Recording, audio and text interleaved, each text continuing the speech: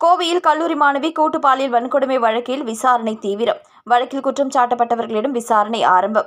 November 2ஆம் தேதி கோவை விமான நிலையம் பின்புறம் உள்ள திறந்தவெளி பொட்டல் காட்டில் 3 பேர் கொண்ட கும்பல் தனியார் கல்லூரி மாணவியை கடத்தி சென்று பாலியல் வன்கொடுமை செய்தது.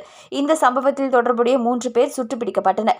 இந்த சம்பவம் தொடர்பாக குற்றம் சாட்டப்பட்டவர்கள் மீதான விசாரணை கோவை மகளிர் நீதிமன்றத்தில் நடந்து வந்தது. இந்த வழக்கில் வன்கொடுமைக்கு உள்ளான கல்லூரி மாணவி, அவருடைய ஆண் நண்பர், குடும்பத்தார், விசாரணை அதிகாரிகள் உட்பட 72 பேரிடம் விசாரணை நடத்தப்பட்டது. வழக்கில் குற்றம் சாட்டப்பட்டவர்கள் இன்று நீதிமன்றத்தில் ஆஜர்படுத்தப்பட இருக்கின்றனர். இதனைத் தொடர்ந்து குற்றம் சாட்டப்பட்டவர்கள் நீதிமன்றத்தில் விசாரணை நடத்தப்படும் என தெரிகிறது. இந்த வழக்கு அறிவியல் பூர்ணமாக சயின்டிபிக்கல் எவிடன்ஸ் பெருமளவில் உதவியதாக தெரிகிறது. குற்றம் நடந்த 1 மாத இடைவெளியில் குற்றப்பத்திரிகை தாக்கல் செய்யப்பட்டு பிப்ரவரி மாதம் வழக்கின் விசாரணை நடைபெற ஆரம்பித்து 1 மாதத்திற்குள் இரு தரப்பு விசாரணையும் நிறைவடைந்தும் நிலையில் உள்ளது. இந்த வழக்கில் கூட்டு பாலியல் வன்கொடுமை, கொலை மிரட்டல் உள்ளிட்ட பல்வேறு 10க்கும் மேற்பட்ட கொடும் குற்றங்கள் அடிப்படையில் வழக்குகள் பதிவு செய்யப்பட்டுள்ளன.